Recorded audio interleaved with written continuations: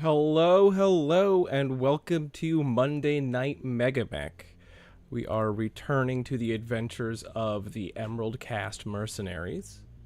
We are picking up where we left off, as last time on Monday Night MegaMek we played two different missions. The first was a diversionary engagement where we engaged soldiers from the Draconis Combine Mustard Soldiery. Our goal was to keep them occupied while our allies moved elsewhere. However, we had airspace allies come in and bomb the crap out of our opponents, deleting an Atlas and multiple other units completely off the board, really demonstrating the power that bombs have, because if you're shooting at the hex, if you're shooting at the ground, doesn't matter how evasive the target is, doesn't matter how durable it is, you're going to hit and you're going to wipe it off the board. The second mission we played was an assault on a spaceport. The DCMS had taken a spaceport on the planet, and we were charged with eliminating them from it, preventing their evacuation, and afterwards the facility was just destroyed.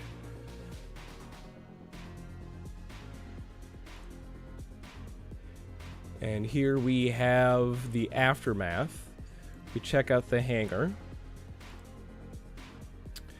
I believe the Ostrock had taken, some significant damage because it had wandered all the way over into a laser turret that just decimated it. But for the most part, our units are not doing too bad. I believe we captured this Warhammer.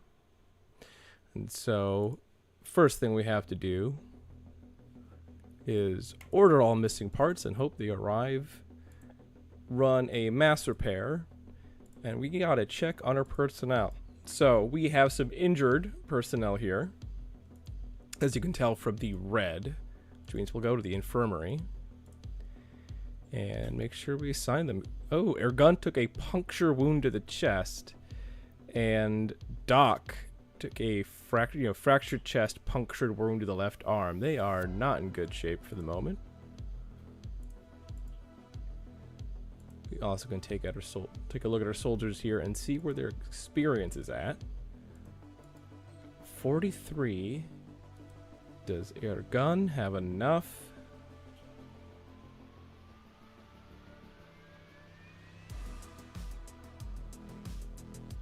Yes, he has enough to increase his gunnery, going to a 3-3. I think that's going to be the important here. Our first character to actually go up in an attribute, in a skill. That said, as our commander, he does have administration, command. He has leadership and strategy to increase. Those can be, important. Strategy reduces the arrival time of reinforcements, and leadership reduce turnover target numbers, allows the leader of combat teams to put in additional units when deploying to a scenario. But we may also want tactics. Do they get rid of tactics as a skill? Leadership, strategy, administration. Yeah, this is 50.6. I know they did a lot of change to the skills here. In any case, we are definitely going to upgrade his gunnery. Make him a 3-3. We could really use that help on some of the missions here.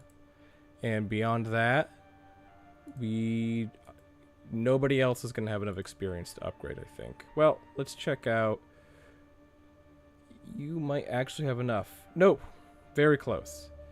Very close. 3 points off of Banana Peel upgrading. So we just have to hope she gets that pretty soon. We have to hope people heal and the repairs are made. We don't need to actually hire anybody. You just got to make sure these are done. Now, are things impossible, or they're just... Yeah, we're going to focus on ours. Need parts in the works. There's a 6. We're just going to go ahead and do that.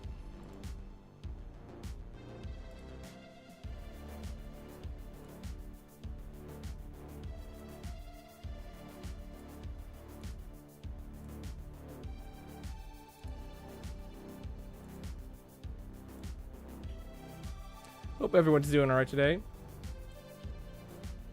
Whoop. Yeah, 3-3 is awfully nice, particularly because he does have, you know, the special piloting abilities. We have a frontline engagement in 4 days. 1 in transmit. We need to replace upper leg actuator. Ostrock is medium laser. Okay, that's fine. And we're still working on this center torso because we keep failing rolls apparently. 2 days. These 5 and rolls 10 fixed. Okay. Now this is where we check the warehouse in transit. Upper leg actuator in transit 16 days. So we have a problem where our Marauder is not going to be ready in time. We have a heavily damaged Warhammer. We have the Phoenix Hawk in the training unit. We might just have to go with a excuse me, with a damaged upper leg actuator Marauder onto the field because I don't think we have any other choice. Well, let's take a look at the frontline engagement. All right. Draconis Combine Enemy Mercenary Rohirrim Cavalry. Oh, okay. We have to play this one now because this is Kangaroos. This is a bunch of guys on Kangaroos. I forget the name of the unit, but yeah. Theoden, Eomer. Yeah, Aowen, there we go. Here we go. We are fighting Kangaroo Lord of the Rings. Has to happen. Main enemy force is 2,371 BV. We have more than that in just the allies plus the Kangaroos. I think we're good for this one. Dusk, Dawn, Hot Hills, Hot, Dry, Clear, Calm. I think we're good. I think we can handle this even with some damaged units. So, 430. Now, the real trick is our guy's going to be healed. Yeah, Death Kangaroos. The real trick is our guy's going to be... Uh-oh. Convoy raid. We're going to have a double engagement. Crap. Ooh.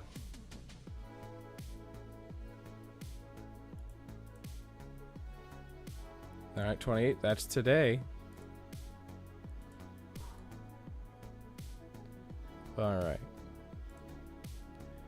What is the convoy raid? An enemy supply convoy is on the move, and this is our chance to cripple their logistics. Your mission is to intercept and raid the convoy before it can escape the engagement zone. These supplies are vital to the enemy's war effort, and every truck or transport we eliminate weakens their ability to fight. Speed and aggression will be key. Hit them hard, hit them fast, and get out before the reinforcements arrive.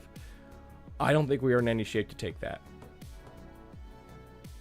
Particularly because we have a frontline engagement that's coming up. So our employer is just going to be, hey, do you have units to send out for this mission? The answer is no, we do not. So we're just going to pass on that one. Captain, long-range sensors have detected enemy activity within our area of operations. Allied commanders requested that we resolve the situation, but no combat teams have signed respond yet. Given the proximity and potential threat level, I recommend we assign a rapid response force to immediately assess and contain the situation before it escalates. Continue as ordered. We're skipping it. Using Stratcon, you can pay 1 to tackle withdrawal from any scenario marked as turning point or crisis. Withdrawal is free for other scenarios. Okay.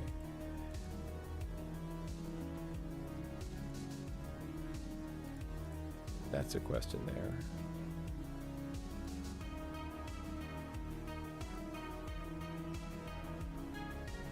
Okay, tactfully withdraw. We're using Stratcon, which we are. Curious.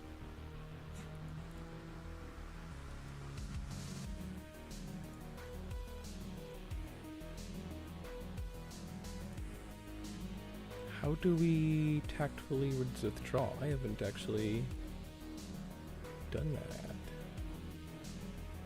And do we have support point, campaign victory points? We spend a victory point. Interesting.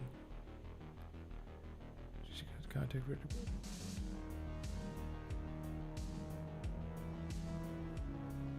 well. Normally just fight everything because I don't normally fight with just a single. But we are... Continue as ordered.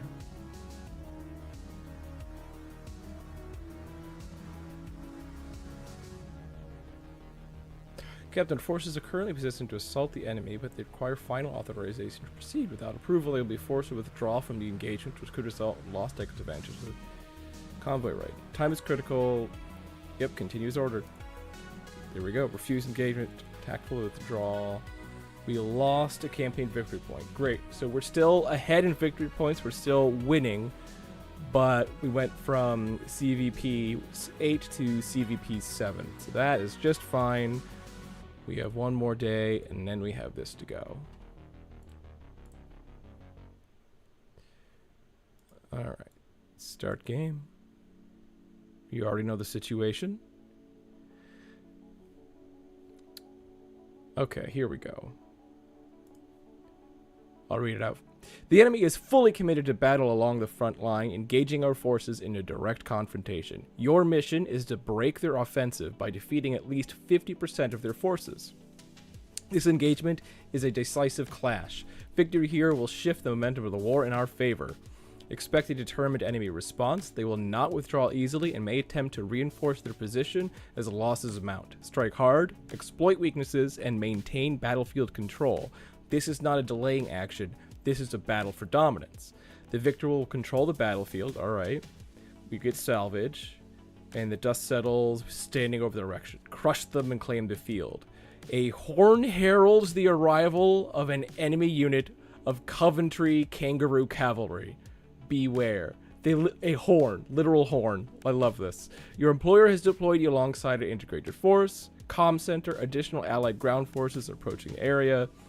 The allied units have not been fully repaired from the previous engagement. Okay, that is just fine. So, there we go. Switch the pre-show there. Commence drop. Now we make sure that everything loads up. I hope everyone's having a good day. I've kind of missed the past few Mondays. I had a replacement Friday Night MegaMek one of these days here. I have been traveling for work. Yes, the ruse. Yeah, I hit the start game, but it's taking a second to load.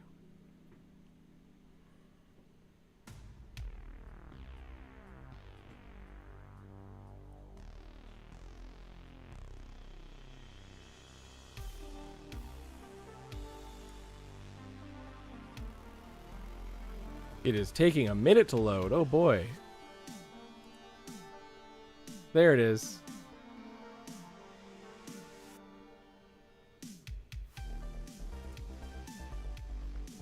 And the dog is whining.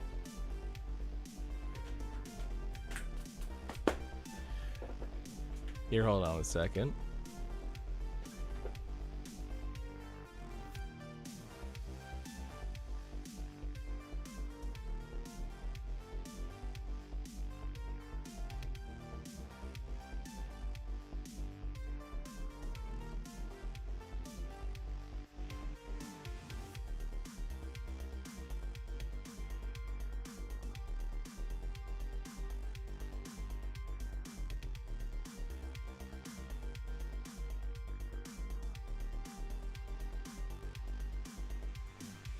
She was whimpering. I could kind of hear her. I think she wanted attention and love.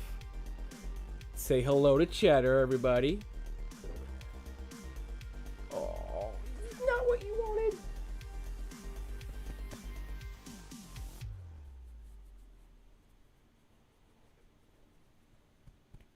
Doggo break.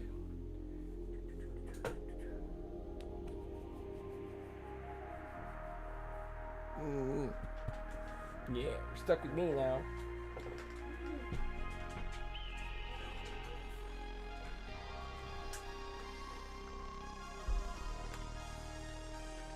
Alright. Back to it. Always look through and review. Mainly to make sure that there's not enemy bombers. Because if there's enemy bombers, we're just gonna say F this and move on with life. But I think we're good here.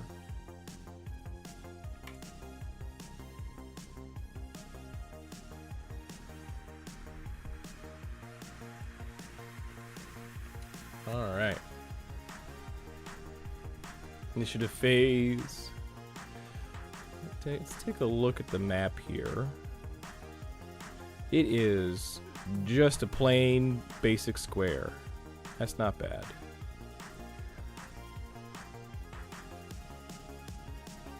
Our turn to deploy. Oh. Where are we deploying? North. Our ally.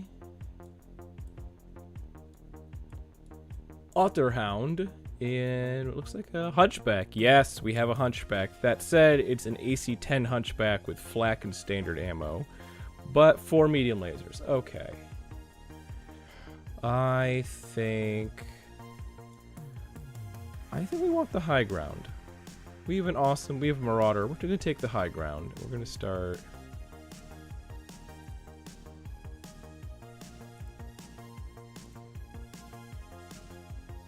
Got a more mobile unit. It's going to start in a different position over here. We can call it Crusader a more mobile unit, if only by default. Here we go.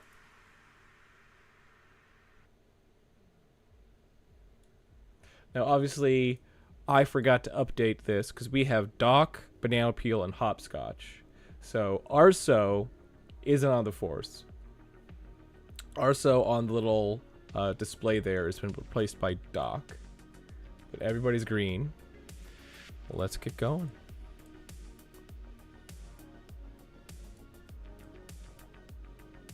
Hey, Banana Peel can move all the way over there.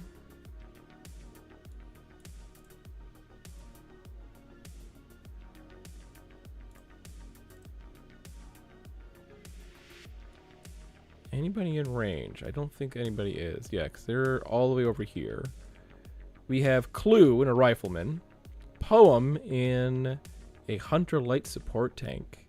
Divot in a maximum heavy hover transport. Okay. Not a lot of threatening anything there.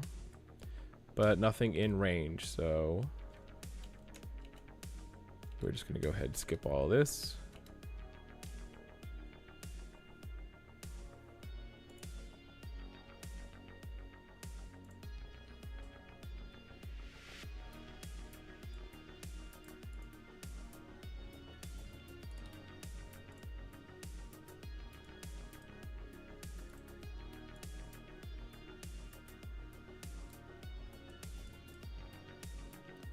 Six.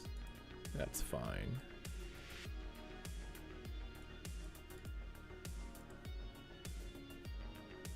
Our goal right now is to try to get, our units with all the PPCs into a firing position. Not much else. They really don't have anything we're worried about. Range, high, low, LRMs. What do we got here? Divot. On 15s, nope, not shooting that. Just a waste of ammo. And we have the large laser on Hopscotch.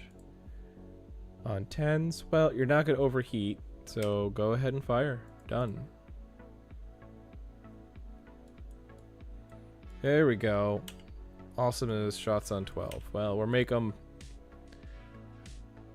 on the actual game board. If I'm playing BattleTech in person, I often don't even bother rolling 12s. I think classic BattleTech is a long enough game already that, why roll?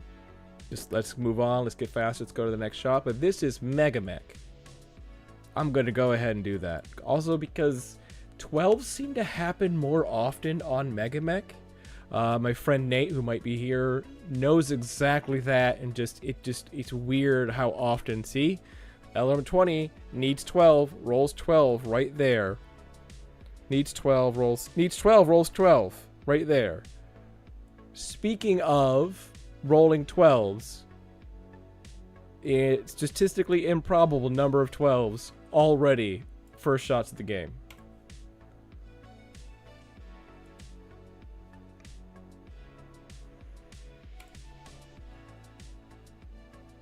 Ah, the Roos have arrived.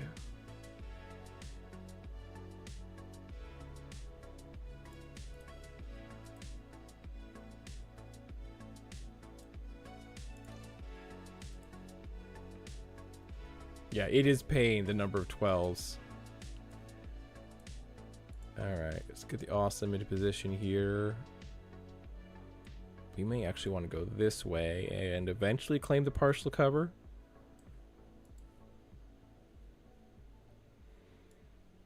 But I don't know just yet. 1, 2, 3, 4, 5, 6.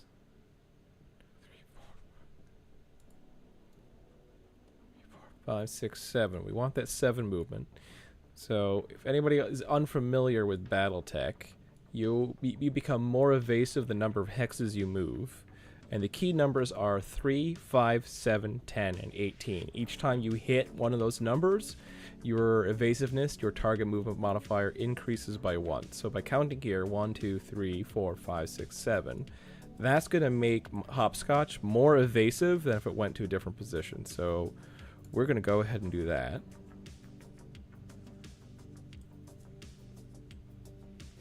Alright, and the real threat is Clue. Oh, Clue is a 5-6.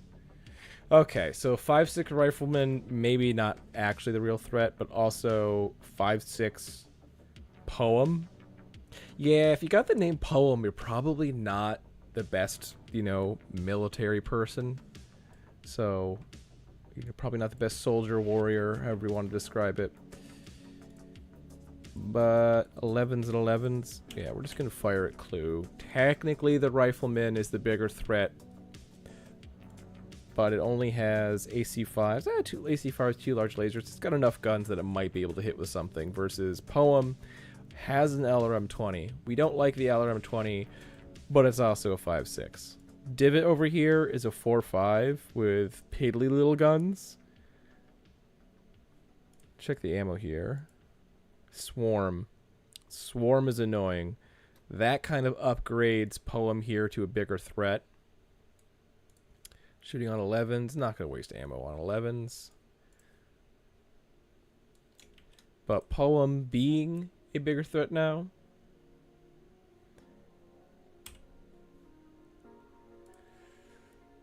Yeah, we're going to go ahead and double a large laser and gain a bit of heat.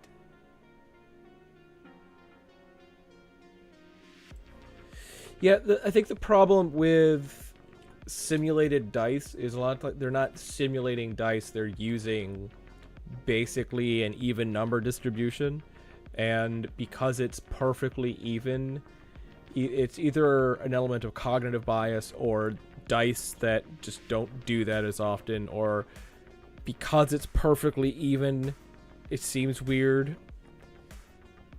I don't know. That or the even distribution, and we see it more in the actual combat log on MegaMek versus when you're actually playing BattleTech. You see a lot of 12s for things that don't really matter, you know, piloting roles, initiative, all these other things, and they kind of like slip your mind. But in any case, more 12s. Let's see how many 12s are rolled. Needs 12 rolls 8, needs 12 rolls 10. 11, 11, there we go. And look, a turn with lots of needs 12s, no 12s rolled.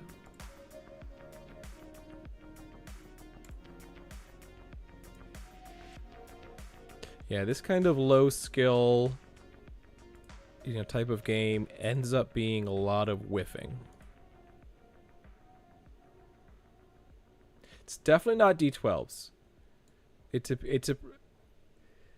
That would be in a completely different game. And I would not want to play MegaMek if it was D12s. We're going to go ahead and make that move.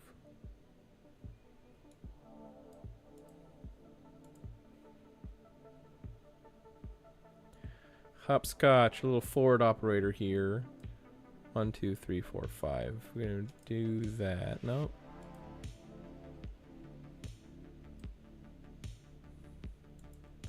5. Yeah, we're gonna do that.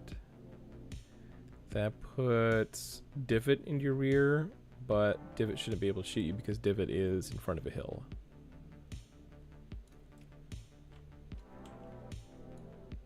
Ah.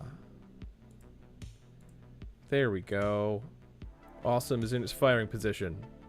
Boy, isn't that awesome. Shooting on 11 still, because everybody's moving in at long range, but things will start to heat up in just a minute. PBC's going here, trying to shoot at Clue. So, mechs are 2 levels high. If I'll have to wonder why Gorilla Minis uses them. I don't want 1 in 12. At least 1 in 32 keeps the Reaper somewhere. I was like, yeah, BattleTech fundamentally operates on 2d6. It's a curved distribution where you're more likely to roll a 7 than any other number. And that does apply in MegaMek. It just, the distribution seems fairly even, so 12s feel like they come up more often than they do when you're playing the game in person. That said, anyone who uses 1d12 while playing BattleTech is completely missing a vital aspect of balance to the game. It's why the target numbers are where they are. It's why the modifiers are what they are. 1d12 would be a completely different game. And, I mean, literally would cause a fist fight if somebody tried to tell me 1d12 is superior, because it objectively is not. And I will, those are fighting words. Fighting words if I ever heard them.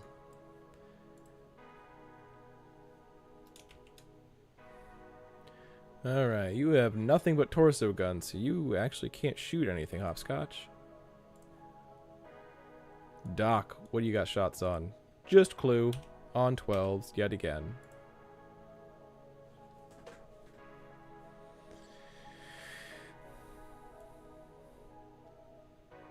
Beats 10, rolls 12, so there's 112 in this whole bunch.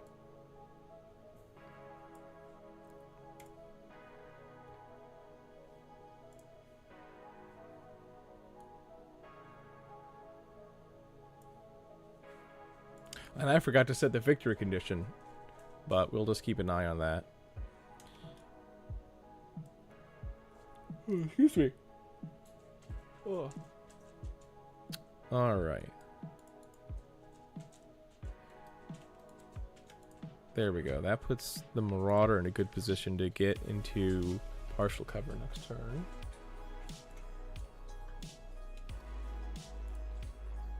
Banana Peel will take a walk over that way.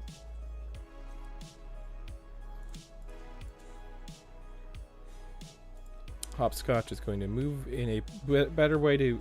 Excuse me. Hopscotch is going to move into position here, which isn't particularly good to this turn, but might be better next turn to head up this way and not get stuck being too far operating forward, though I'm not overly concerned with how threatening these units are. I don't know what this beast infantry has. Laser rifles, so they can't do much of any damage. It's just going to be little piddly pinks.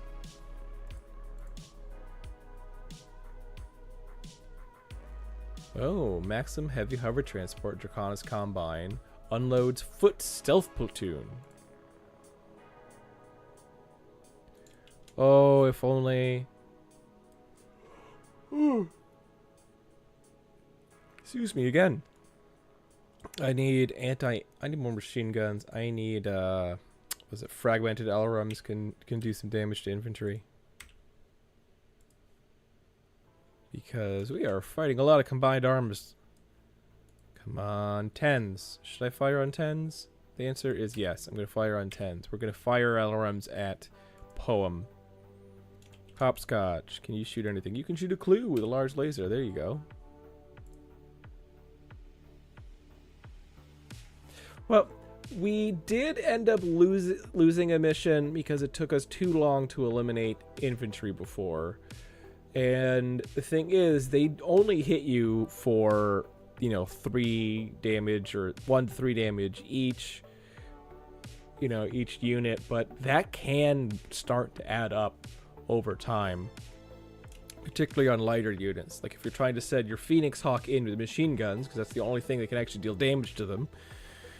When you're trying to kill 30 guys and you're only killing one at a time, it takes forever, and eventually, they're gonna, deal some damage. So we have shots on Poem on 8s. Yes, there we go. Gain some heat. Hunchback dealing some damage here. Marauder also dealing some damage.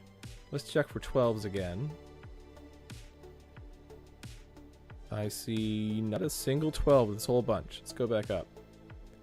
Yeah, if you look, Beast Infantry shot with laser needs 9. No damage dealt. PPC. 10 damage, 10 damage. There's the PSR. It is a 6 piloting, so it's a good chance it falls. Almost 50% chance. Heavy hover transport is dealing some damage to our friend Otterhound and the Hunchback, who may also be a very high piloting, which we will take a look at right now. Let me slide that over. Otterhound is a 5-6. Indeed. So we definitely have the most skilled units on the board, assuming that. Yeah. Oh, gunnery anti-mech. Yep. Nope. The kangaroo guys. They are equally skilled. And then we have Finn. Guessing Finn is the commander here. Gunnery 3, anti-mech 8, but they just have rifles. So.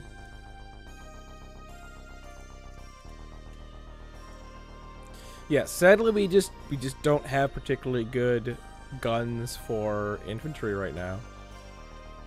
I will start moving Hopscotch forward because Hopscotch wants to get close and just punch things. That's what Hopscotch wants. That's what Hopscotch can do. Not Hopscotch, Banana Peel. Banana Peel wants to get close because even though she has LRMs, she's a 5 gunnery. She's a 5-5. She can't shoot worth a damn. So she just wants to get in close, so she just suck at aiming. Alright, Divot. Torso twist. Fire on Divot there. Yeah. Kingdom for something.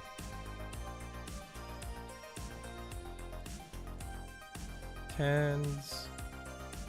11s,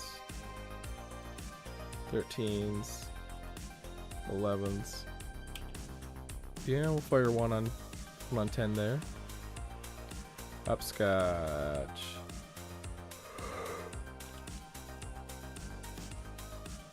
One large laser on 12 doesn't cause you heat. We're good there.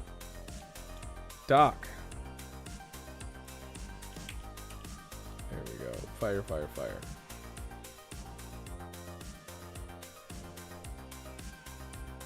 Alright. There's 112. 2 12s.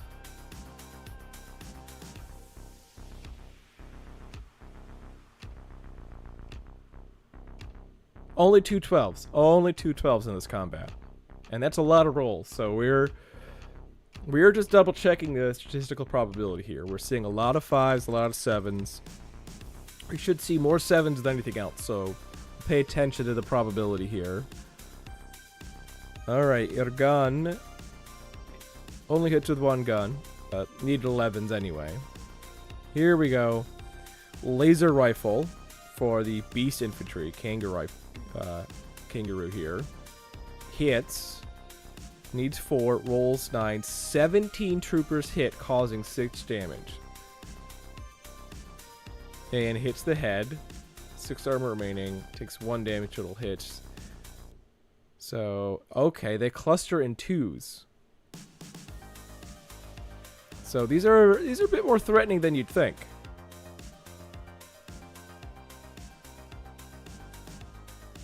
Like, look at this. Weapons fire 4. Foot stealth platoon. Needs 4. Rolls 8. 17 troopers hit, causing 9 damage. 2, 2, 2, 2, 1. 1 damage to head. Alright, so you know I said there's only 2 12s? Head hit is another 12. So now we're up to 4. We're up to 4 12s. 2 of them on Hunchback here, Otterhound, which is... says 1 total hit. Did it, Oh no! Wolverine, Slappy! Our allies have arrived. To soak up these lasers. Miss, miss, miss, miss, miss, miss, miss.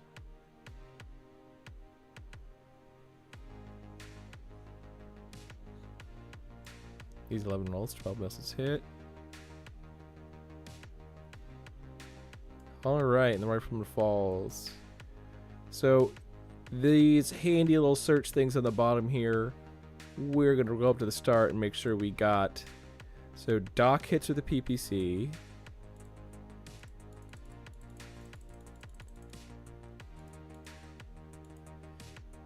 Alright. Ergun hits. Crusader misses. Ostrock misses. So what deals without more damage to the rifleman? Ah! Bombardier came out of nowhere. Hits with 12 missiles. There's the extra 10 damage. There's the PSR on the rifleman that falls.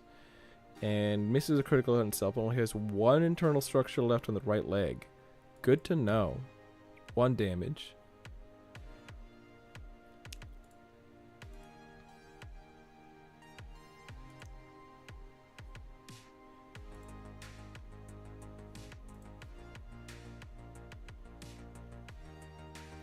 And, you know, our PPC fire support is just going to stand still. Positioning isn't all that important right now. It's kind of actually more important for our allies.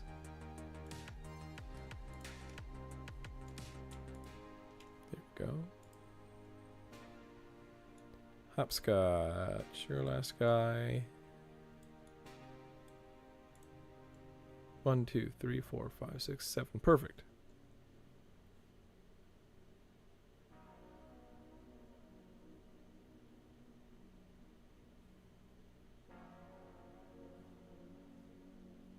Oh, the rifleman stands up. Start with our main character here. Clue, you should not have stood up because you are going to be hurt. Done. Banana peel. Oh, things are actually in medium range now. You might actually have some decent shots. And by decent shot means only on Clue. Done. Hopscotch. Let's get some shots off of these roos.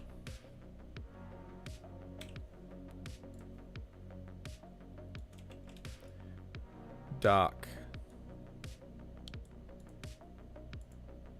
Yeah, let's shoot some roos and cool off a little bit. We don't want to waste too many more shots on Clue. Yeah. Alright. So here's what I was looking for.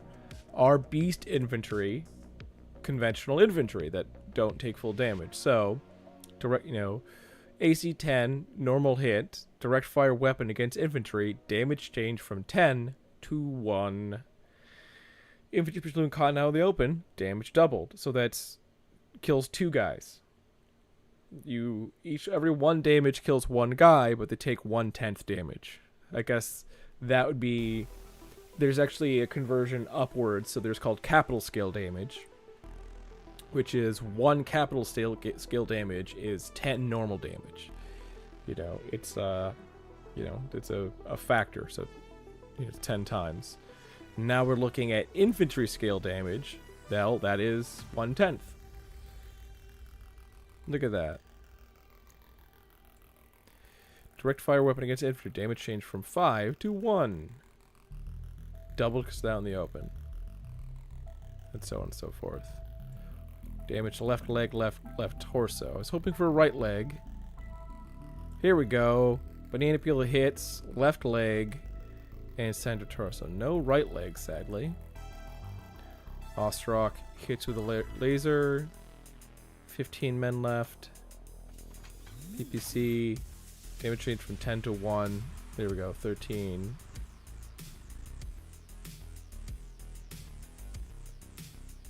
Not much else to report here.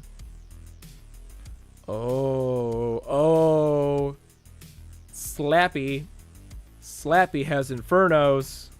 Our allies and their random assortment of ammunition have Infernos. Look at this. 6 Inferno missiles hit.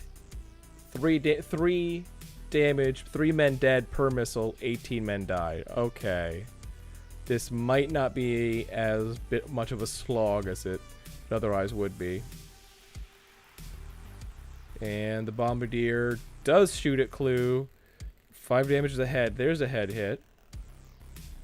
2 total hits. Left arm. Lots of damage there.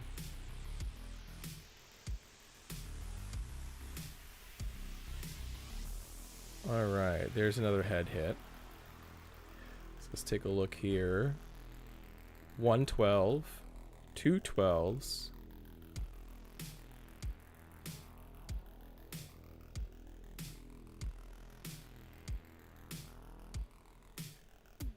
Three 12s.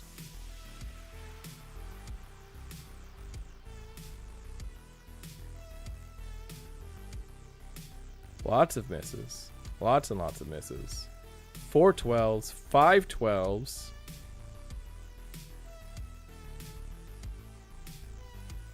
6 12s.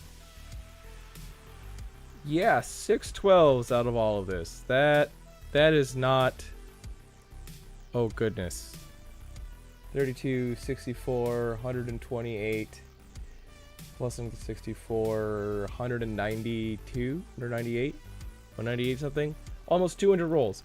Statistically, you need about 200 rolls to get, 6 12s. And this is not 200 rolls. Why do 12s happen so often in MegaMek? And we do not need to make any physical attacks.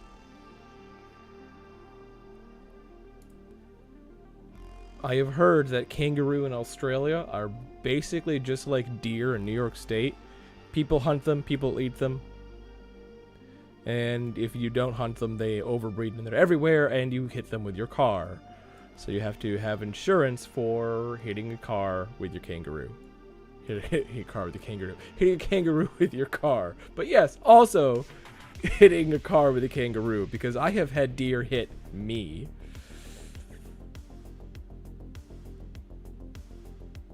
Alright, what are we doing? Okay, we're skipping movement with our fire support. Banana Peel wants to get into melee, so Hopscotch. Hopscotch, you are... running 5. You're gonna go there. You're gonna get close. You're gonna get closer. Let our allies move a little bit.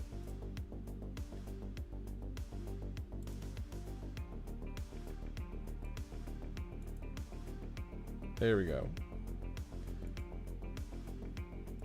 Banana Peel stepping forward, because Banana Peel wants to kick. In a firing support position here, we have air gun, looking for shots. Really, the only worthwhile shot is on Poem. We're probably going to have to leave the firing support position here. Am I hitting F? I'm hitting G. There we go.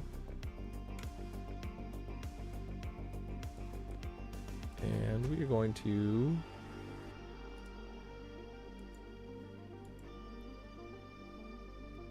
yeah, we're going to take down... there we go. Try to take down Poem. And shoot at some of these kangaroos. Alright. Show details here. Where are that? What are their status? 21, 21. So they're both fine. So we're just going to fire at one of the active. Alright, Doc. What do you have shots on? Clue? Yeah, let's shoot Clue. Let's see if we can get rid of that rifleman. It's not doing too well. Here we go. Poem. Hit. Poem. Hit. That's 2 hits. That's not a PSR because it's a tank. Crusader. Medium hit. No, 20 malfunctions. Great, so we knocked off its biggest gun. Large laser hit. Damage doubled. There we go. And awesome. Doc misses with all of his guns. Lovely. Critical hit miss. Anything else particularly worth noting down here? I think 6 in less than 212s. I'm not going to bother counting again because that was proof positive. But here we go. Right leg destroyed. Ally manages to get that, and look at all that damage is piling up. It's going to automatically fall. Otterhound finally falls. Pilot is unconscious. There we go. 3 total hits. Here we go. Ouch. Alright. Clue blacks out. I don't think I have to worry about. Here we go. Physical attack. Banana peel. Kick. Kick. There we go. Banana peel kicked and did not fall down. 1 armor remaining. Oh, thing's almost dead. BattleTech is a game where things are made of balsa wood or titanium and nothing in between. And right now, we're dealing with a lot of titanium. All these mechs that just, they lose an arm, they lose a leg, they lose a torso. They're just taking all this damage, all these criticals, nothing's popping off. No, damage is being dispersed in a way, such a way that it doesn't actually die. It Black Knights. We're dealing with a black, Clue is being a Black Knight from Monty Python. That's the best way I can describe it.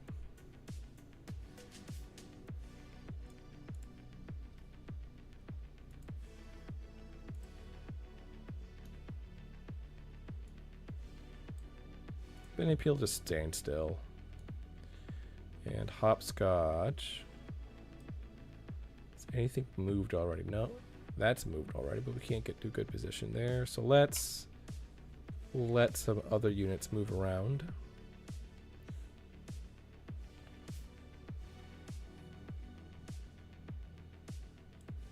2, 3, 5, 6. No, we're gonna go right there. Uh-oh. Otterhound tries to stand up, fails, and ammo explodes himself. This is what you get with 5-6 pilots. Mommy and Daddy got you a mech, and, well, they shouldn't have. It's like buying your child a sports car and wondering why they crash it. Alright. Head, left leg. Can we target the left leg on 7s? Let's do that. Because if we knock out both legs, then they should abandon it and we should have salvage. So hopefully that's what happens. Meanwhile, there's no other target for Doc, so he's going to do... Nope. Nope. Doc has no targets. Banana peel. Can't shoot poem. Can shoot beast infantry on 10s. Let's shoot missiles at kangaroos.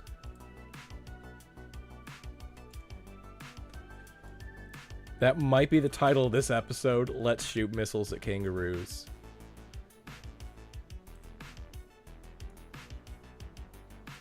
Wonder, is there a way?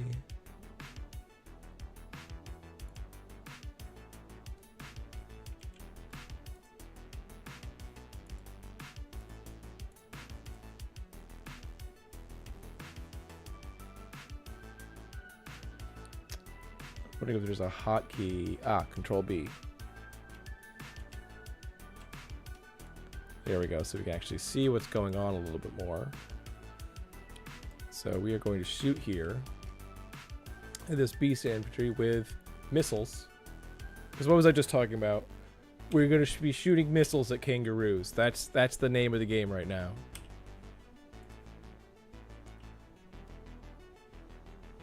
Alright. Left arm destroyed. Left torso destroyed. Left torso destroyed. We did not hit the left leg at all. Boo. Alright. There we go. Oh, goodness. Flamer needs 11, rolls 11. Burst fire, 4d6 weapons against infantry. Damage change from 2 to 16. Caught in the open, damage double. Holy crap. That right there. That is how you roast kangaroos.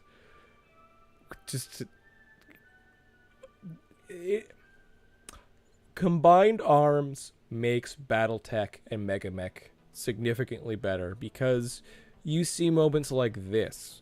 There are so many mechs that are armed with machine guns, with flamers, depending on the time period. There's a lot of variability to infernos and certain other weapons that they're not always good. There's a lot of these mechs that seem like, why would I ever want to bring that? Why would I want to bring, A-pods and whatnot? Well, because if you do encounter infantry, they are a pain in the butt unless you have anti-infantry guns, because those big guns are meant for big targets. And then you see things like this. Why would you need flamers? Because here, those beast infantry.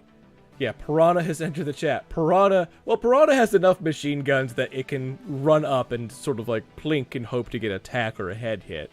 It has a standard use, but also, yes, mowing down everything.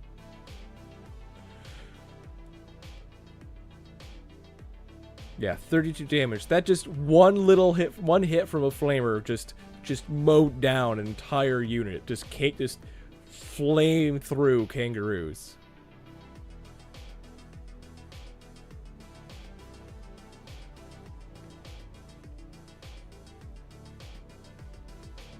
Uh-oh.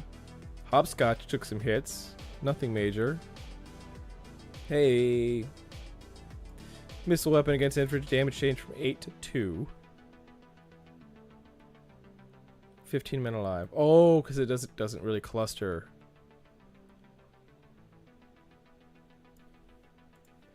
It's not each missile is an individual thing. You add up the damage it have. That's kind of annoying.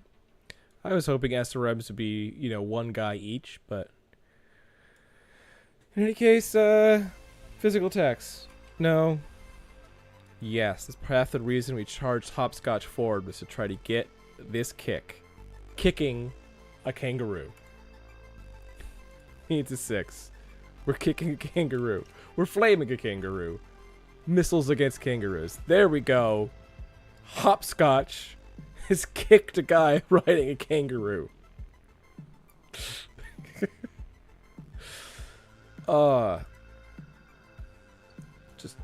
I don't know what noise kangaroos make. I have no idea what noises kangaroos make. If I go back and do a short of this, I might find a noise and insert it here and just go or whatever.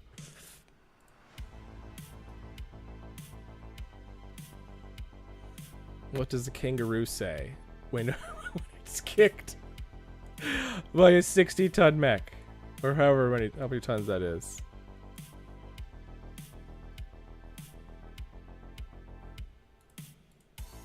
We think our fire support forward because, well, as great of a position that was, it was only good when they were charging us, but the kangaroos don't seem to want to do that. Lost Rock. It is 60 tons, yes. We'll let it scream from MechWarrior 3 intro, yeah.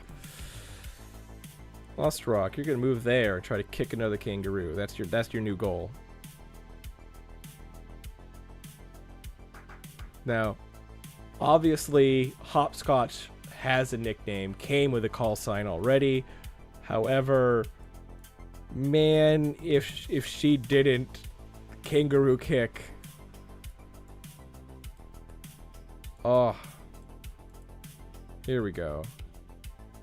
Can we get the left leg? Can we get the left leg? We're trying. We're trying to get the left leg.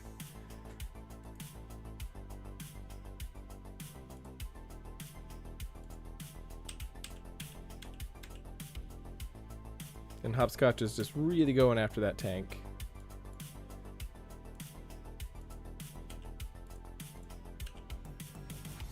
There we go. Done firing.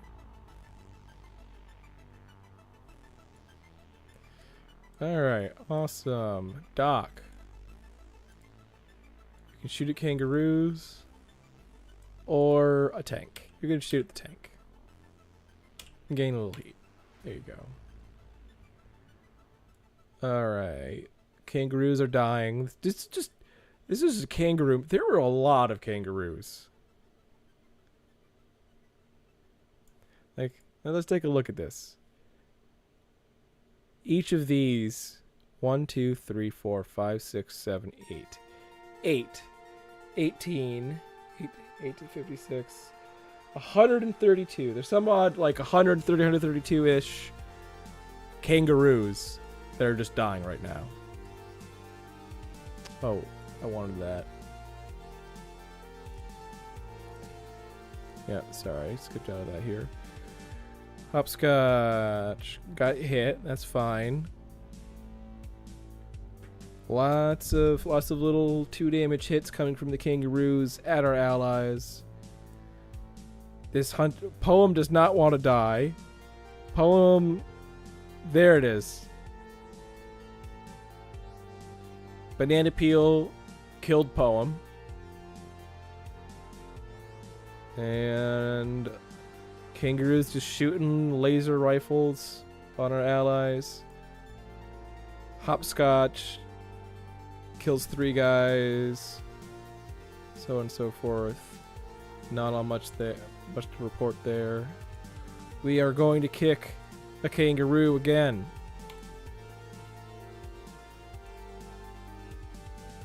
Boom. We're kicking kangaroos.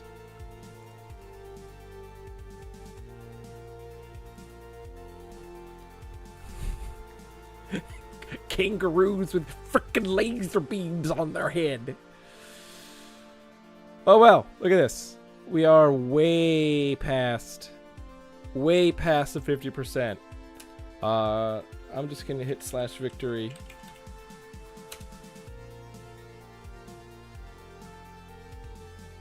And call it. This will be the last round. Because I didn't turn on skip all phases when Fort's victory occurs. That's a reminder. Always check your victory conditions and hit that if you need to, because otherwise you're like, I won, and then you have to play through another round where they would surrender or something, or maybe you end up doing another round of shooting and damaging something that you wanted to salvage.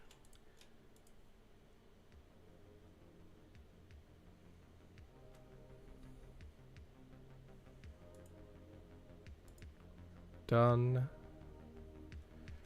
I'm skipping firing.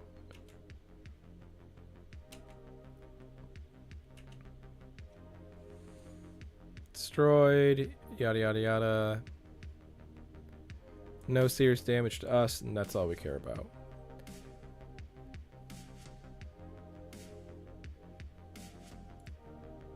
There's mission number 1. We won. And we kicked some kangaroos.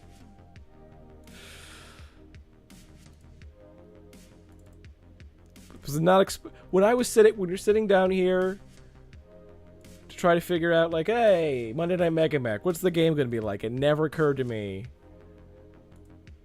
that I'd be fighting kangaroos. Lord of the Rings themed kangaroos as well. Yes, we won. Yeah. Practically undamaged. We took scratches to our paint, and that's it.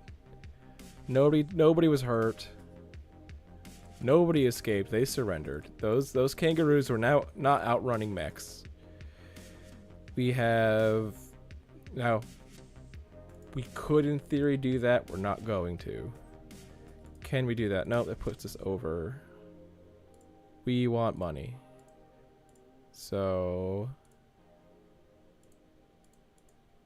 we are going to max out as close as we can to salvage. Yeah. I mean, it's the question of, like, how far away from base are we and how long Can we transport that? And do you want to eat plasma cooked kangaroo? Yeah, we captured a lot of these guys. Because look how many there are. Look how many there are. That's a lot of guys.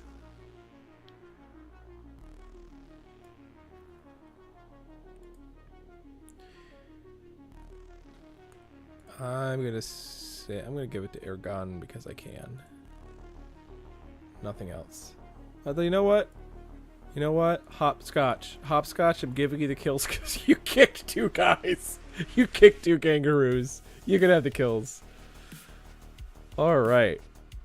Captain, received an offer of defection from an enemy combatant. Following our most recent skirmish, Tony Forsland, formerly of the Draconis Combine militaries, approached the guards requesting to join us. Defectors suffered a loyalty penny when recruited into a unit, making them more likely to resign or retire.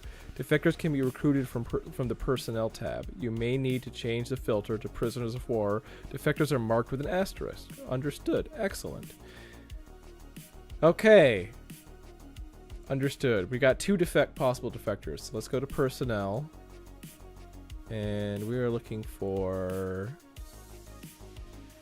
prisoners. Prison of war and bondsmen. They have an asterisk. So here we go. Chris Solheim. Tech vessel. Small arms. So the only real use we'd have for these people as a soldier is to put them as guards. And I mean, obviously we tech vessel. If we had a vessel, he could be tech on. But Chris wears his sins with a smile, making corruption look like an art form. He's slick, persuasive, and always 3 steps ahead, orchestrating chaos from behind the scenes while keeping his hands looking perfectly clean. You are a sketchy weirdo. No. Just no. Then we have Tony, a vehicle driver.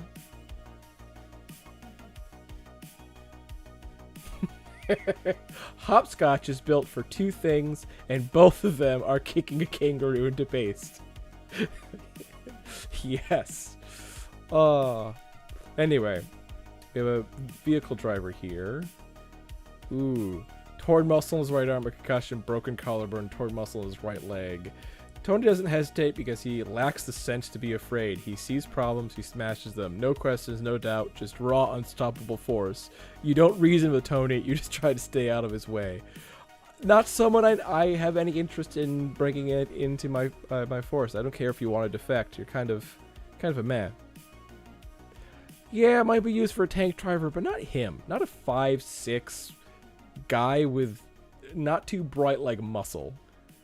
Honestly, if he had soldier, if he had small, he does have small arms. If we could, I'd be more likely to recruit him as a soldier, just not at this point. Maybe as we're leaving, because I would not want to put a Draconis Combine defector in charge of prisoners. Right? Particularly, just look how injured he is. So let him heal, let him recover. We'll ask him again later. Yeah, prisoner capacity right here, 18 out of 0. So let's look at the personnel market. Yeah, we don't see any soldiers.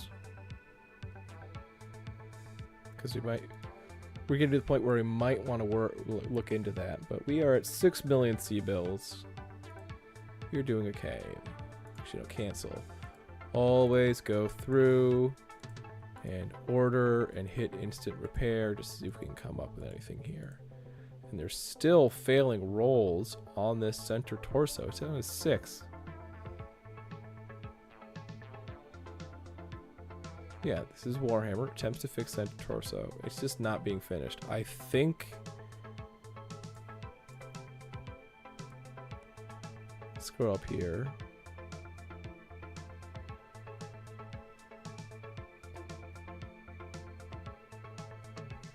Yeah.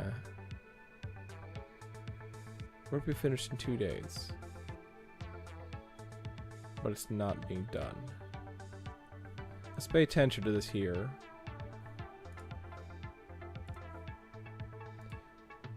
Yeah, turnover check, custom modifier, target number, we're good. Roll, done. Okay. And refuse, balanced, accept, dealing all that. Auction is happening for a Scorpion light tank. No, we don't. Captain, one of the prisoners has started shouting incoherently and throwing themselves against the cell walls, claiming they're trapped in a simulation and begging to be logged out. Oh boy. Solipsism. The other prisoners are avoiding them and the situation is unsettling the holding area. We've restrained them for now, but this may require medical attention or further evaluation to determine the cause. Awaiting your instructions. Normally the situation will be caused by low prisoner capacity. If that's the case, consider hiring infantry units and assigning to security force. Okay. Yeah, we're gonna bring in a medtech to save them. Captain, the sedation attempt went poorly. The prisoners' violent outbursts escalated before the medtech could intervene, causing panic among the population. Guards are reporting heightened tension in the holding area. The other prisoners are now more restless. Prisoner capacity is decreased by 5%. Well, considering we don't have any soldiers, honestly, we're working within a combined unit. We should not be in charge of prisoners. There we go.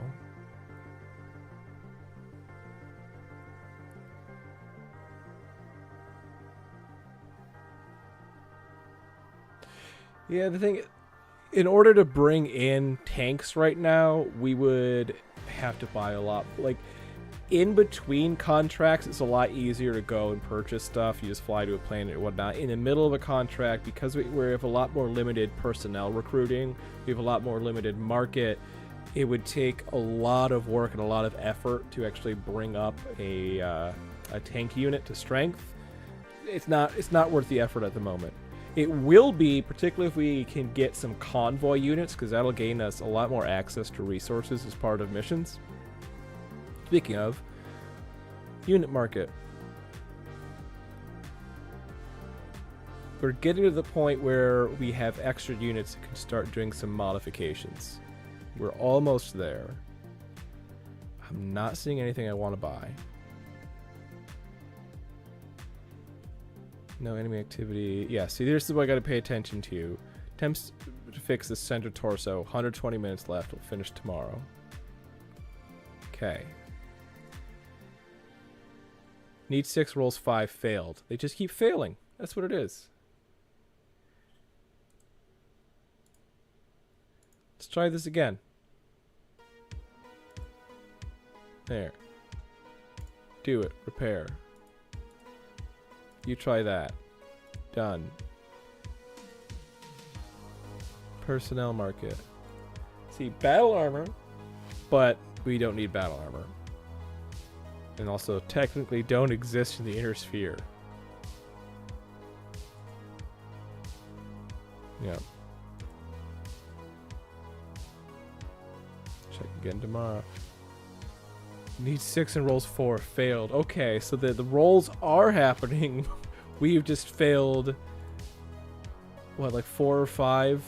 It's target number 6 rolls in a row on this. Let's keep trying. Got nothing else to do. Except for look for, soldiers. Wait for a mission to pop up.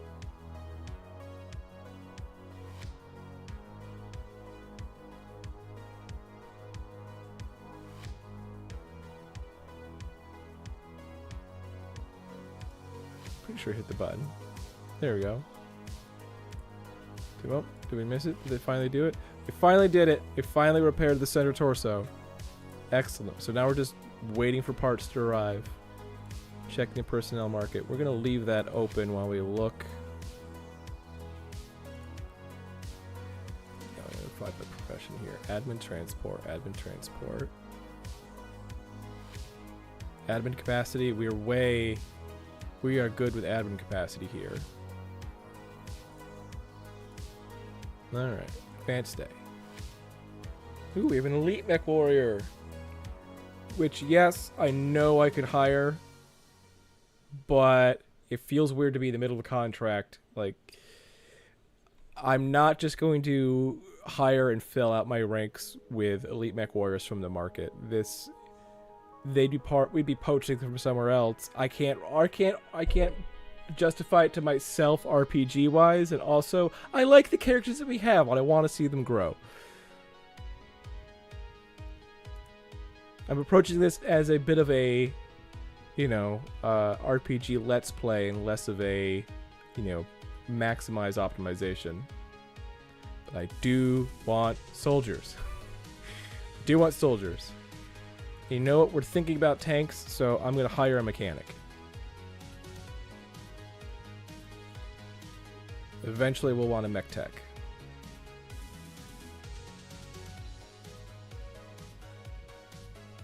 Okay, here we go. We have a veteran mech tech here, Scott. Scott doesn't announce his discomfort, but he's always where people are. He lingers just a little longer in group settings, always finds a reason to stay around someone.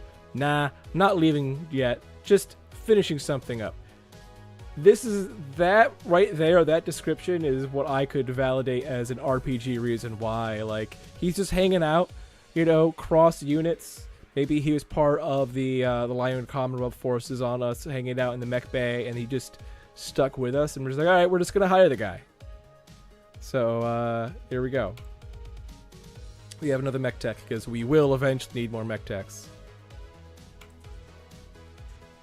Well, we keep advancing days, looking for some soldiers, waiting for parts to arrive. There we go.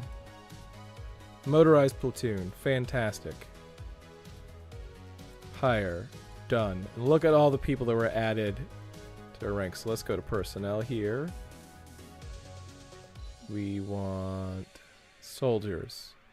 What we're going to do here is, first of all, they are all privates except for somebody who's in charge.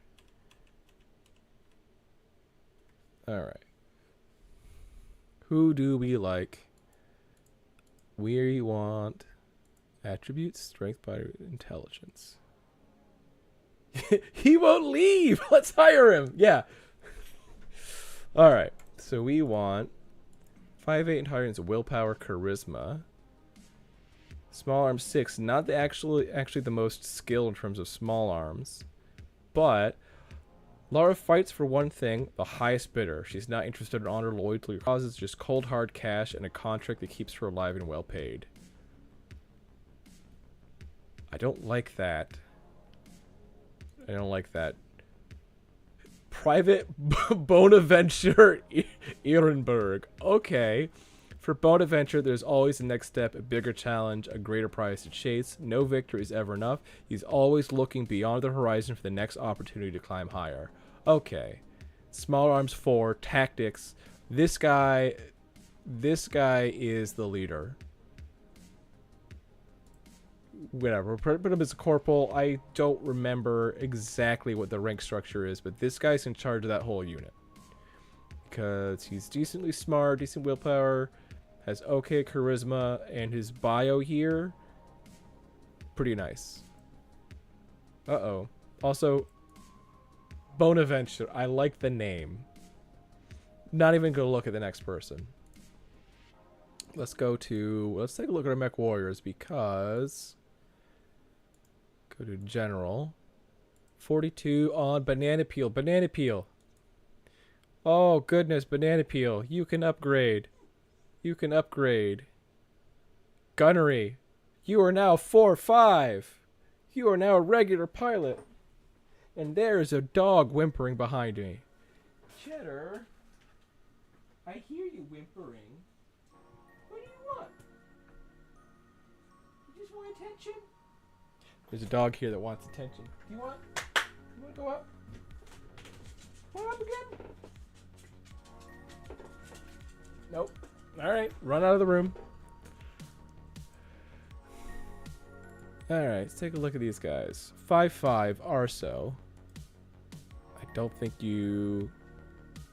Yeah. The amount of experience it takes to upgrade does depend on your intelligence. So let's look at attributes here. So yeah, 4, 4, 3. Grace, who's in the training unit, she is smart.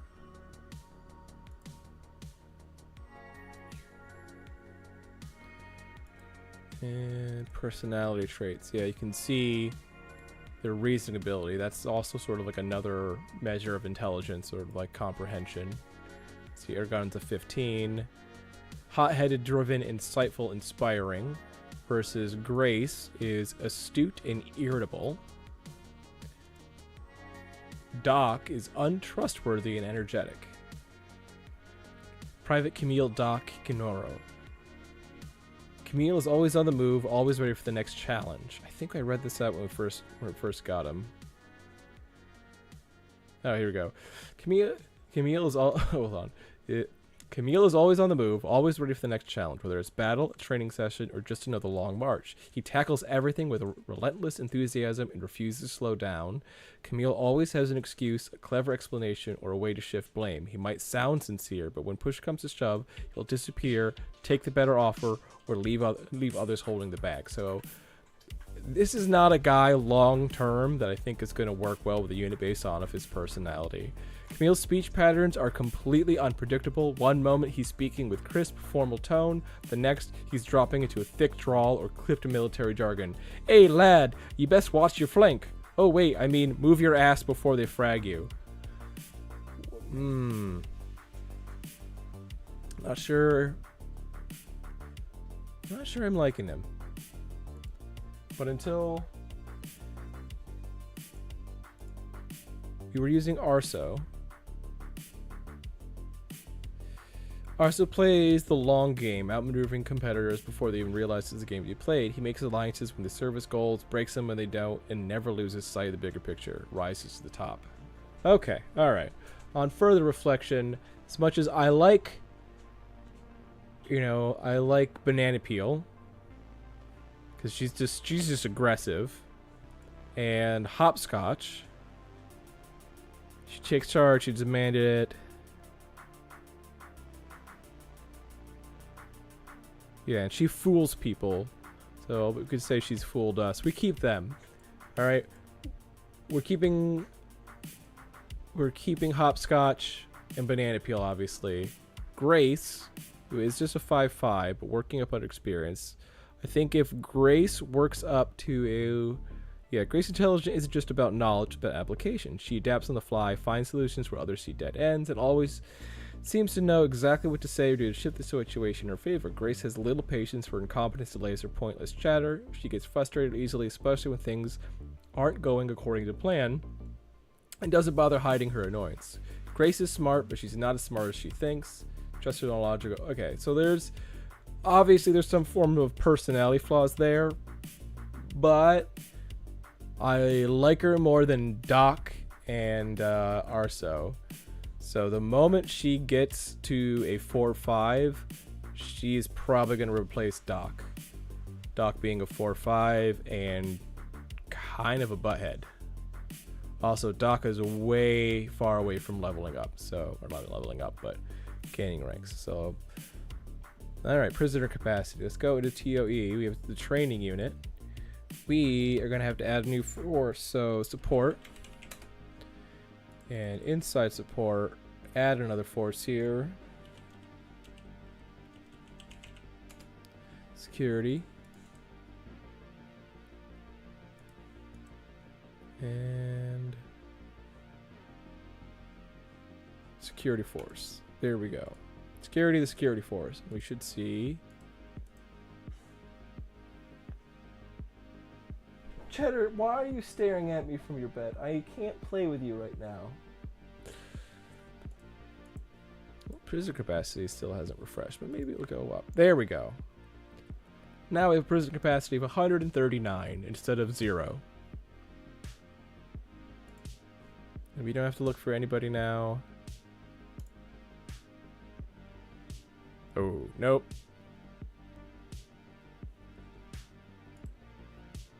Four.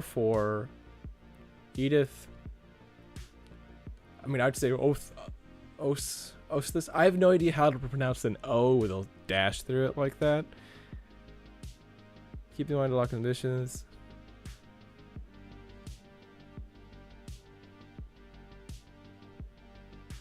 Okay, she is ambitious. She's got a cool name. She doesn't come with a mech. But we don't like Doc. We don't like the other guy.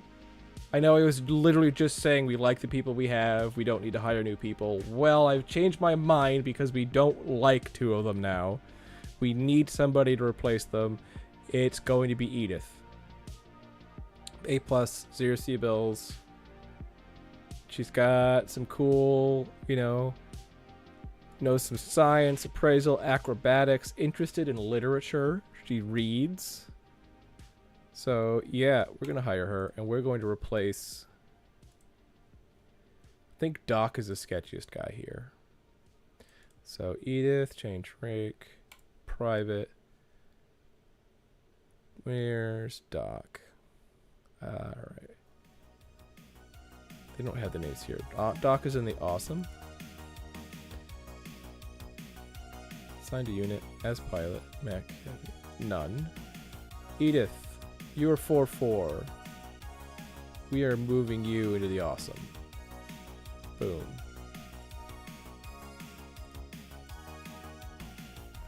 Alright, so we have, as soon as our pilot in training increases in skill, we're assigned her to the main unit. And we're just going to keep going until the mission pops up. There we go. Dropship raid, 4 days. Enemy at 4,000 BV. Our main lance is at 6,000 BV. So, yeah, we're good. We do not need reinforcements. We have Doc without a mech that we could actually assign to unit pilot mech heavy, put in the Warhammer, and we can put them in the training unit here. Grace, Arso, and Doc training unit. Trying to make their personalities not suck. Alright. On the 26th, 27th. Warhammer is still being worked on. Yada yada yada. There we go. Alright, so this is our first time fighting a dropship. Now dropships are interesting because they are big, giant, immobile things with lots and lots of guns. It's one unit with 2,000 BV right here. 5/6, that's going to be nice. Alright. An enemy dropship has become stranded in contested territory, presenting us with an opportunity to eliminate a critical asset before they can recover or evacuate. Your mission is to destroy or cripple the dropship, while also eliminating at least 50% of its escort forces. We cannot allow the enemy to extract personnel, equipment, or intelligence, and this dropship must not leave the battlefield intact. Expect organized resistance. The enemy will fight to defend their stranded vessel, and their escort forces will attempt to buy time for emergency repairs and reinforcement. You must strike decisively, breaking the formation and overwhelming their defenses before they can rally. Victory in this engagement will determine control of the battlefield. We win, we get salvage. The right chance to cripple enemy operations. Strike hard and break them completely, and ensure that they leave nothing behind but wreckage. Your employer is deployed you alongside an integrated force. Additional ally forces there. Okay, and the question there is there a time limit? Here. Let's say in the mission parameters here. No, it doesn't. There's no time limit. Excellent. All right. We need to make sure to do victory conditions. Number 1, skip all phases. Should probably set that as a permanent thing. And destroy enemy BV. We are going to do 55 just to make sure we're well over the 50%. Okay. Here's the Condor. Flurry. Now if you hold over here, you can kind of see 3 autocannon bays, 4 laser bays, PPC bay, and LRM bay. Those all have different firing arcs, so they can't all shoot at the same time, but they can hurt a lot. The charger. Alright, nothing too scary at the moment. Done! Let's go! Oh, it's a night mission.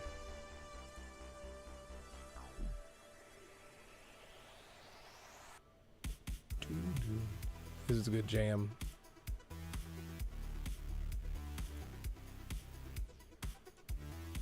Where are we deploying to? Okay. Oh, wow. It is right there. It is not hiding anywhere. Alright, what is this hex? Is this light jungle? That is light jungle. We could, in theory. Well, alright, awesome. If we place it there, let's check weapon ranges. Can it shoot? No, can't shoot the dropship from that position. So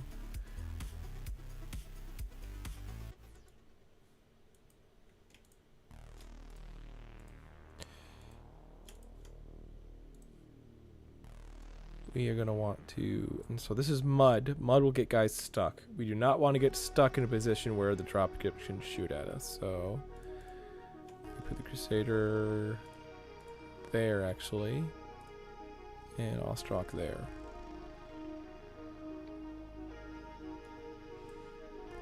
Now your gun, you can run through that because you've got improved piloting and you'll be fine.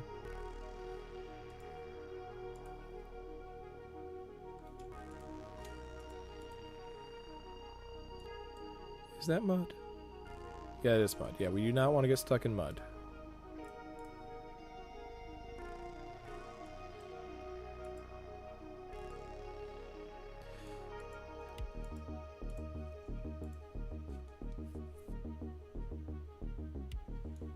Alright. So we have... Oh! They don't have call signs. Or maybe they do and I just switched. There we go. Kestrel. We have Kestrel, the Crusader. We have Porcelain, the Crusader. 4.5 and 4.5 with Swarm and Standard ammo. Swarm and Standard ammo. Alright. We have Digger and the Shadowhawk. 4.5 Standard ammo. And Wreath. Okay, Wreath the 4.5. I think Wreath wanted to be Wrath, but misspelled it. And none of his friends would let him go with that. Alright, so our main thing is... if we can eliminate all of the allied forces, then the dropship could in theory surrender. And dropships are worth a lot of money. A lot of money. Granted, we can't just necessarily always salvage it back because it won't count for much, but yeah, because if we salvage it and go over our salvage limit, we have to pay that money back. So there's no point in trying to salvage it.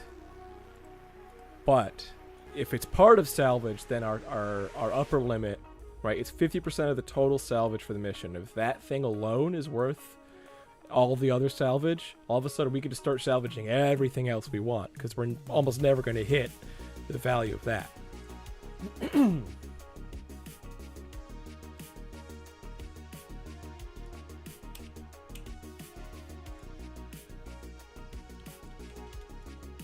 One catch is it is going to be easy to shoot this thing.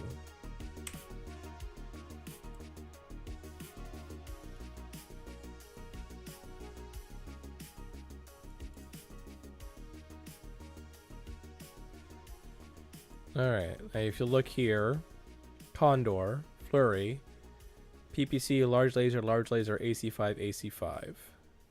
Got a critical but re-roll. 0 edge remaining. Yeah. And the weapons fire. Hit, hit, hit.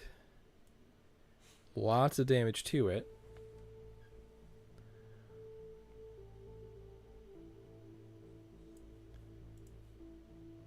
Not much else to report just yet.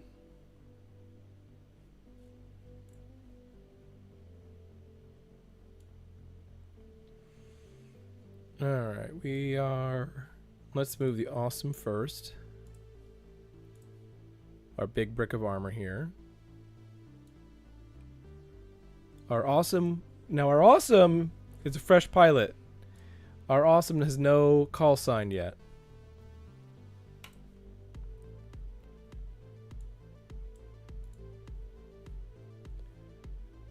Banana Peel, you're going to move forward. Alright, Banana Peel's goal... Our goal for Banana Peel is to try to have her kick the dropship. That's what I'm setting as our goal. If Banana Peel kicks the dropship, if she manages to kick the dropship and not fall over, I'm saying it that she loses Banana Peel.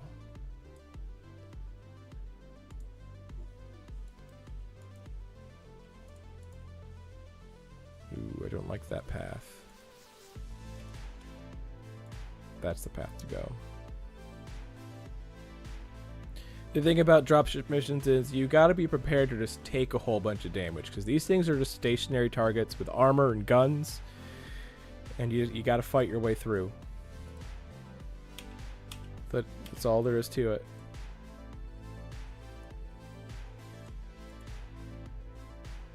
So you're looking at 9s versus 5s. You look... -4, target is a grounded dropship. It is effectively immobile.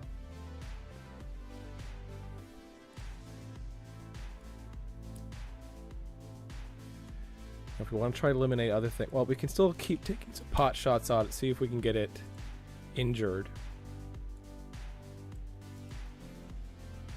Meantime...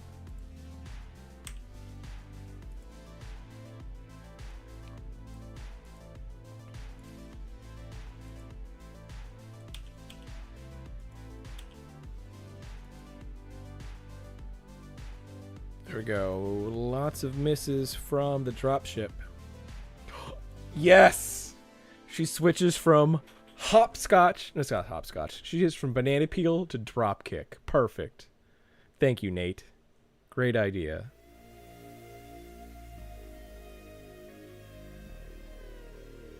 Alright. There's a bunch of damage. Lots of hits to the dropship and lots of misses from everybody else because we're fighting at night in the rain.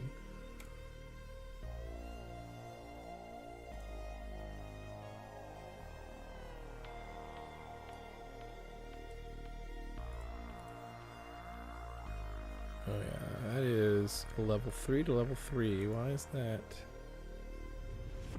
Oh right, because I probably lost his... We're gonna do that. I hear you whimpering. I hear you whimpering through my headset, Cheddar. You're smiling at me? Are you such a needy puppy today? Come on, you wanna...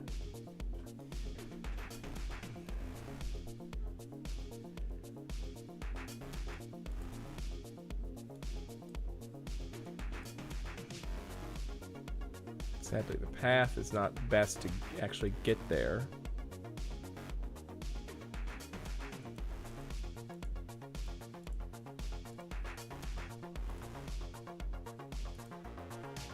We're doing it.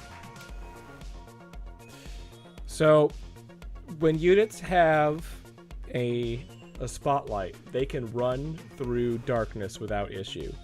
If they take a hit, there's like a... there's a roll, and then like the spotlight might be destroyed. Once that happens, their movement is severely restricted. You can do what move recklessly. There's a button down here it's hidden by the bars, but there's a button for moving recklessly that will let you move normally but have to make a PSR.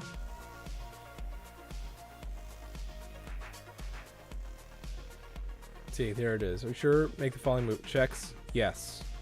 Banana Peel is going to move recklessly. The awesome is not. And see, succeeds. We're all good.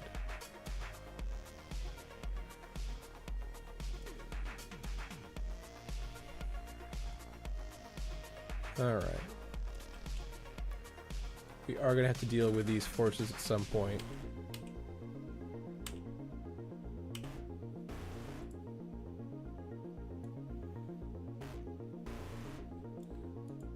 Gosh, on 9s.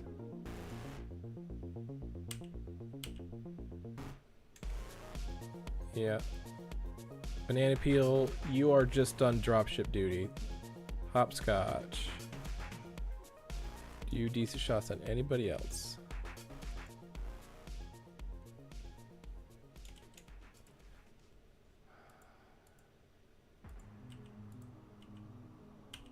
You're doing it.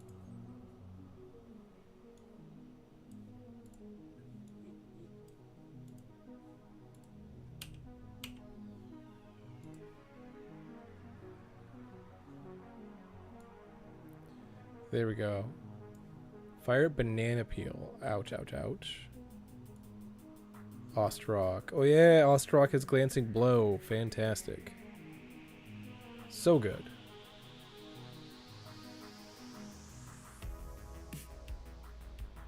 $20 damage. There's a PSR on the charger. More damage to the Condor. Really trying to just get the Condor injured. Here we go. Head hit. Nothing particularly bad on us. Charger does fall. Takes a head hit. Excellent.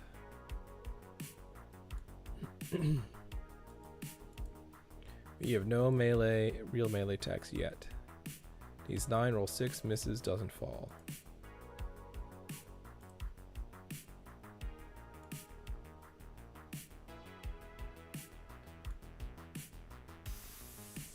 Alright, air gun. Just stay still. You've got narrow, low profile. The lighting sucks. You might be able to just make it through. Awesome. Is that mud? Oop. That swamp. Swamp. Go ahead and move there. Banana peel. You're just gonna run forward. Or no. Hopscotch. Reckless.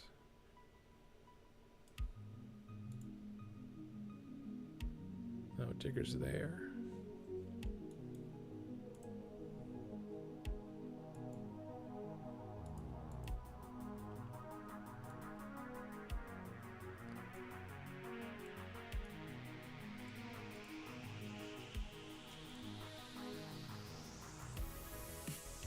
Yep. Doing it.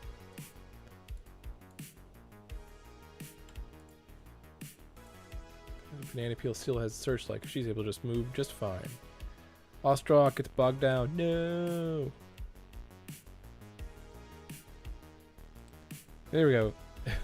Oh, that is the perfect nickname for this mission. Shadowrun.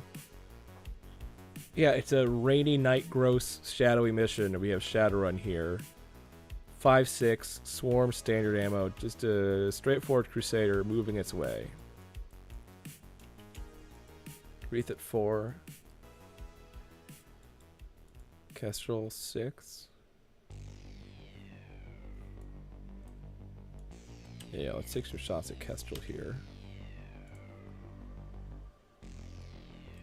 Banana peel, your mission is the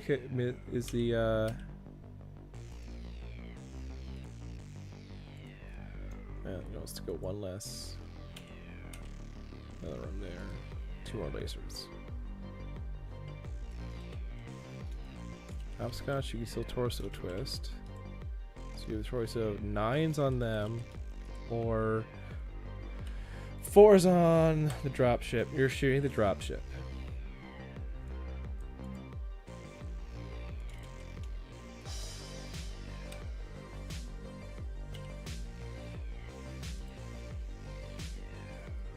Like, I don't want to destroy the dropship, but it most often just my only decent target. Alright, so we got 30 damage onto Kestrel. Got the PSR. Alright, Crusader on Crusader. 3R. Porcelain on Banana Peel. Critical uses edge, misses. Not much else to report so far.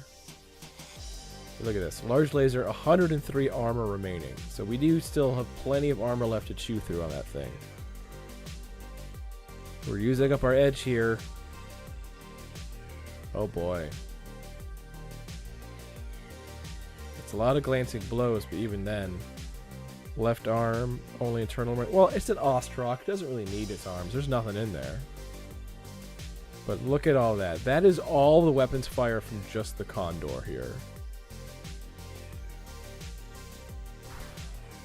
And falls over. Alright.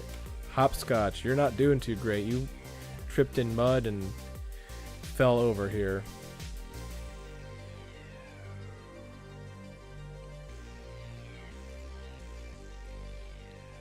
Alright, your gun skip movement. Awesome skip movement. Banana peel. You want to get up there and kick a drop ship, but you fall.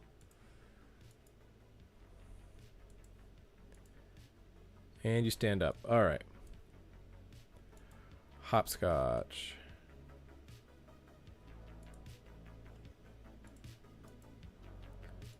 Looking at 544. Do it. Nope.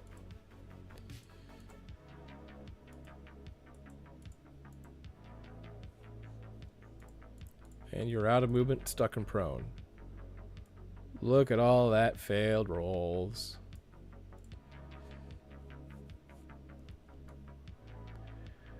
That was a lot of damage from the dropship. I think it's become the priority again.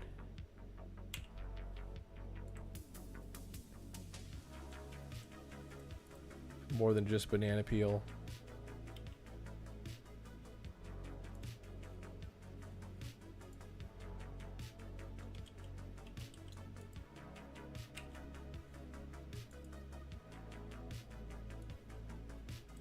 Oh, they're a minimum range. It's no good. I'll just shoot at the dropship. Or him. Oh, that's actually a better shot than the... Nope. There we go. 3s on the dropship. Yep, there you go.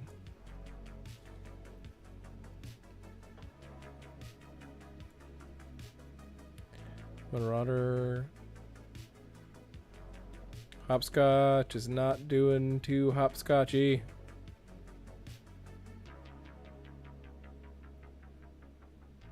Lost the left arm on Hopscotch.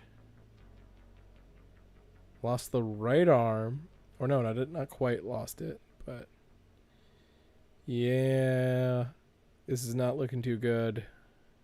Right arm and left arm gone. It's flailing. We're abandoning. We're abandoning to save the pilot. Because if it gets an ammo explosion, it's fucked.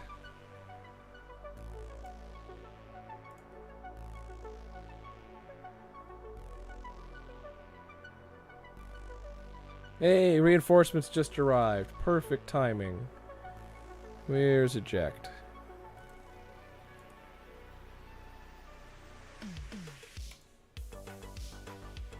Alright, we've ejected from the Ostrock.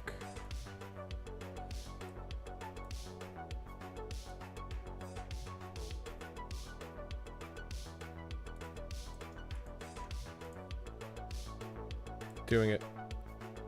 Oh no! Banana Peel's trying to run forward to get the kick and is falling over all over again. Rolls 3. Yep, needs 5, rolls 3. Banana Peel, you had the chance. I gave you the chance to make it and claim drop kick instead of Banana Peel. But I don't think that's happening now.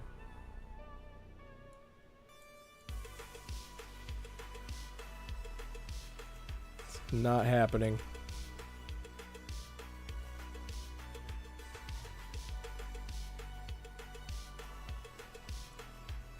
Alright, your gun. I'm gonna have you fire at Kestrel.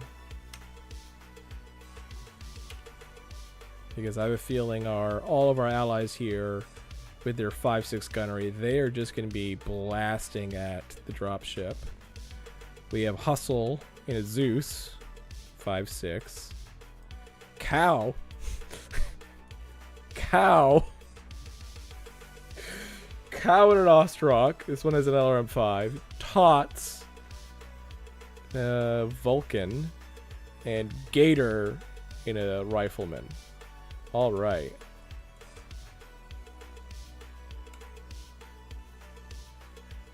Banana Peel.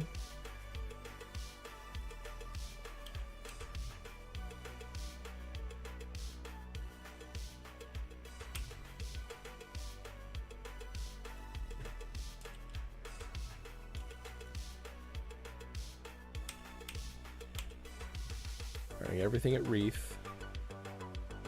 And we have Hopscotch just there on the ground with a pistol. Alright. Zeus. Damaging Marauder. Hits with a whole bunch of damage against Kestrel. Kestrel shoots at Shadowrun. Totally fine. Banana Peel hits the dropship. There we go. SI structural integrity. Where missiles hit 3 damage transfer structural integrity. There we go. Thrusters hit. Things are looking better. Yeah, I wanted to not deal so much damage to the Condor. I wanted to get it crippled and kill everything else. But it's got too much firepower. It really does. We can't just let it sit there and wreck us with its guns. And you can't just shoot at the gun bays. Yeah, we're at 83% BV. They're at 83. We're almost tied.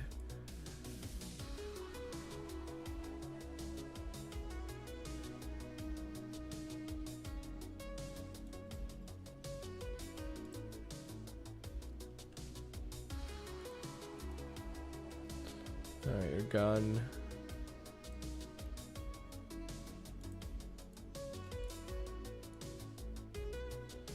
We're actually gonna have to move you down here. Let's give you partial cover. Because you're probably gonna be... Here we go. Here you go, Banana Peel. Here's your chance. You are gonna get up, and you're gonna walk over, and you are going to try to kick that dropship. Move. 555. You can do this. I mean, Nate, when we play in person, what's my worst number to try and roll? Ladies and gentlemen at home, it's a 5. I suck at rolling 5s, but can Banana Peel do it? Can Banana Peel do it? Get up there and change her name to Dropkick, even though she's been falling her entire way here. This is your last chance. Nope. She failed. She failed. And Hopscotch, you gotta run and find your way off the board. Yeah. Falls 2 levels. Ooh, how did she fall 2 levels?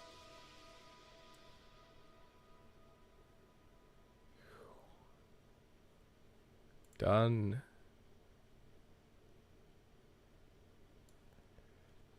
Alright. Look at all of our allies are shooting the dropship. That dropship is going to be dead. We don't have to worry about it. We can focus on other things. So, you got a gun. You are going to keep shooting at Kestrel. Kestrel's not damaged enough where I want to switch to cluster rounds just yet. Banana Peel, you can't do anything. Can you? Nope. Done. A new guy with PPCs. Keep shooting at Wreath in the Charger. Hopscotch, you're just little. You got no gun. All right, Condor shoots the Marauder. 10 damage to the left leg. 5 R remaining. Okay, we're doing okay.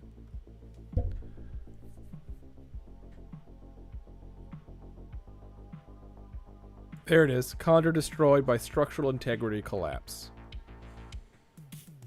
Condor's gone. And Marauder miss hit, so no PSR on Kestrel just yet. Crusader, awesome. Hits for only 10 damage against the Charger. So again, no PSR. Lots more damage to the Condor. So the Condor is super dead. Beyond dead, super dead. You're just shooting scrap metal on the ground for no particular reason. Thanks, guys. Alright, now that you are on a level 2 behind level 3, you've got partial cover. We're going to start skipping movement again with a gun. Banana Peel, you had one chance. One last chance to possibly get close enough to kick that Condor, and you failed. You are Banana Peel forever.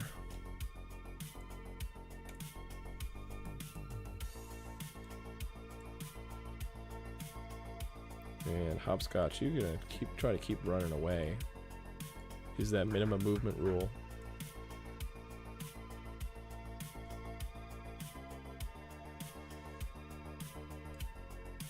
Alright, Irgun, you're going to keep shooting at Kestrel. You have really good shots. You're going to take some heat.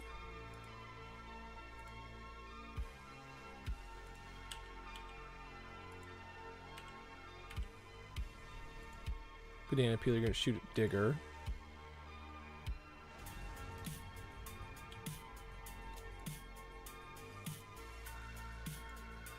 And so's the new guy.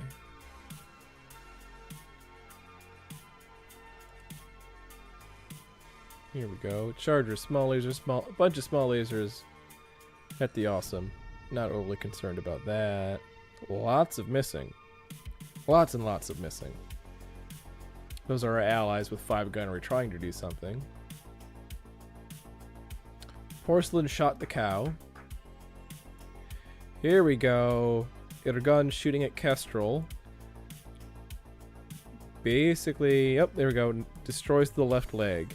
Fantastic.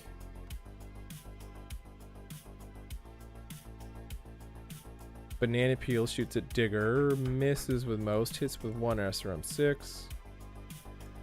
Awesome. Hits with 1 PPC at Digger. Kestrel automatically falls. Takes a head hit. Now we kick. Boom. Here we go. Hits the Charger. 16 damage center torso. Boom.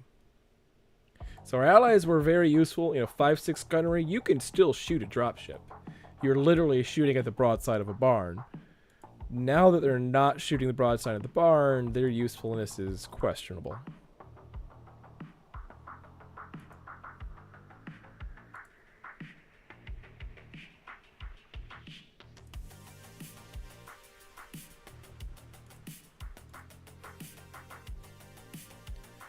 Alright. Kestrel falls, takes more damage, two head hits. And our allies... Yeah, the Vulcan is destroying itself. Got a gun. Shooting at Kestrel. We are going to keep on it here. And we're switching to cluster. Banana Peel shooting at Digger. Yeah. The SRMs? Yeah, just the SRM. Screw it.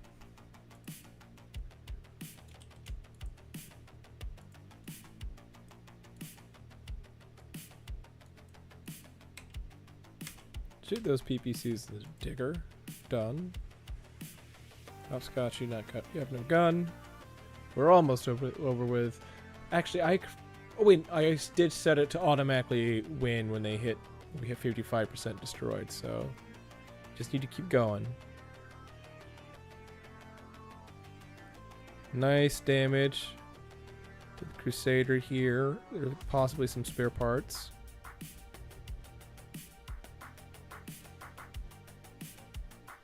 Allies taking some damage, but we don't care that much about the allies. Done. Yep, ally dead. With a kick to the head. Ouch. So we couldn't actually kick. Yeah, because that's a 2-level drop. Level 3, level 1. I was hoping the Awesome could kick the Charger there, but that didn't happen.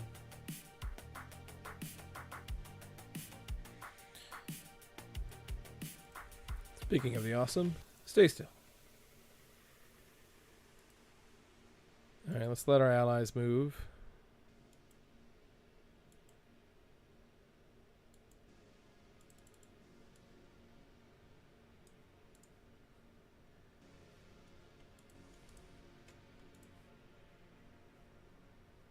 Run away, Hopscotch. You know what, Hopscotch, you run towards Kestrel. Yeah. Kestrel.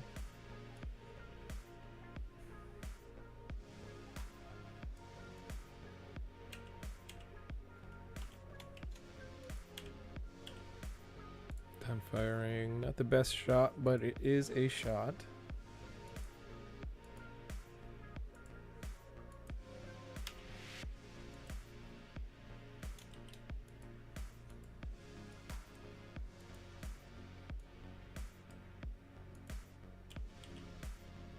Done firing there.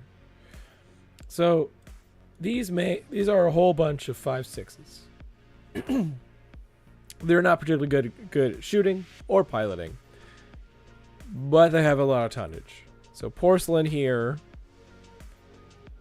is yeah, maybe a 4 or 5, but is just gonna possibly end up dying to just a hail of lots and lots of bullets.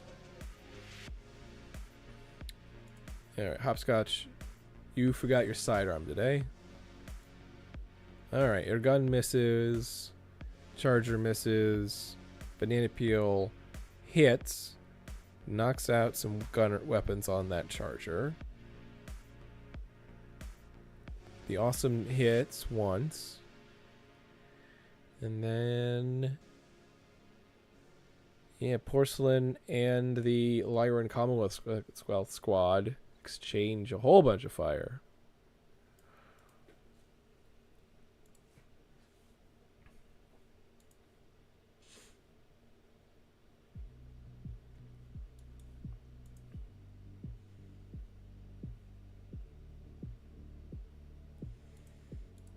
Alright, here you go, Banana Peel. Move reckless. Come up. You want to kick that digger. 5.56. No. Even I'm like, that's a bit much. Even she's like, that's a bit much. However...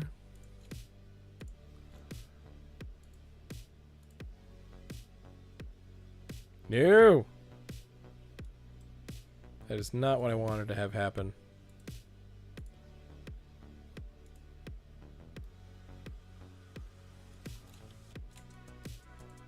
Alright, you were just going all out.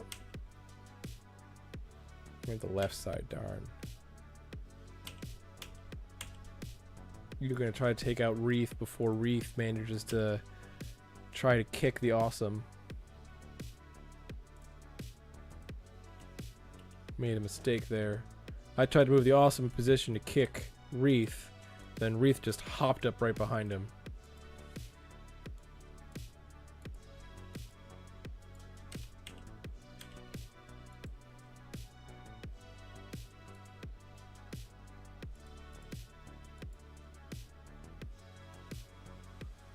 Okay. Charger misses with everything. Porcelain, 2 total hits. Takes damage to the head. Here we go. Charger, right torso, section destroyed. Here we go. Left arm, section destroyed. Damage is transferring. Engine, standard gyro. Boom. LB cluster doing some work. 2 gyro hits. It is not going to be able to kick. Oh, 3 gyro hits, 2 engine hits. That thing is not technically immobile, but unable to move and stand. So we are going to ignore it. Yep. 2 total hits. Does stay conscious. But it is not going to be able to kick our Awesome, and that is the important part. Do we punch it? Yes. Yes, we punch it. Because we can.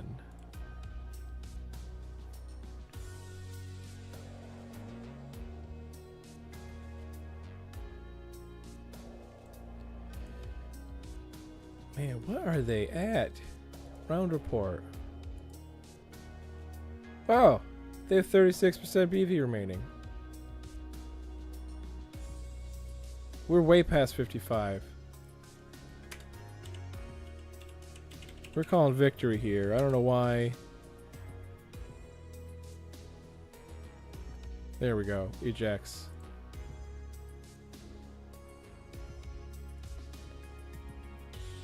I guess it just didn't trigger. I didn't check the box or something, but yes.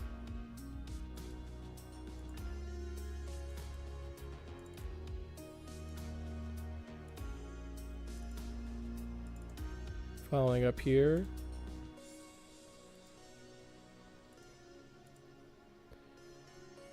We won, for sure. Ostrok is not doing too great, but everything else is doing okay. They did not escape. Alright. Can we claim that? Yep, we can claim the Crusader CRD 3R. That gives us a backup Crusader, so we can actually, if we repair that, we can then make modifications to it or our other Crusader. Light damage Shadowhawk. Oh no, we don't want to we want to salvage that. Sell that.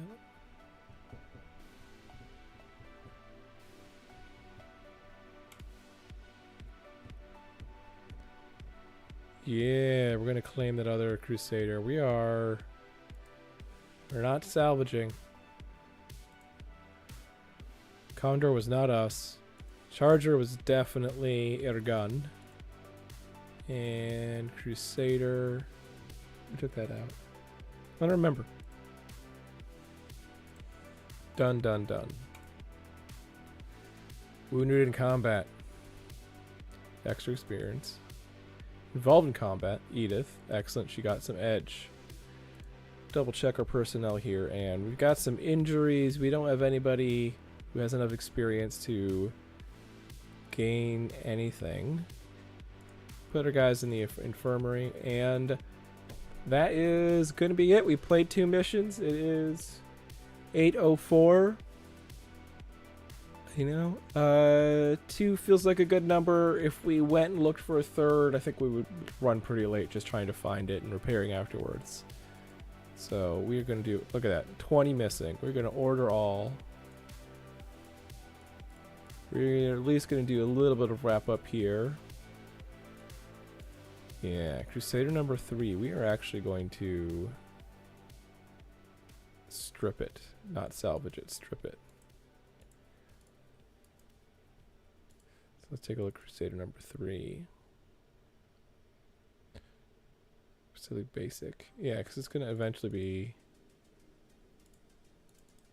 I don't know why most everything is in mate's facility and those are in basic facility, but we are going to keep that. All right. Thank you so much for joining me, everyone, for another Monday Night MegaMek. We saw Kangaroos. We kicked Kangaroos. We saw a dropship. What a good night. Thank you for joining me.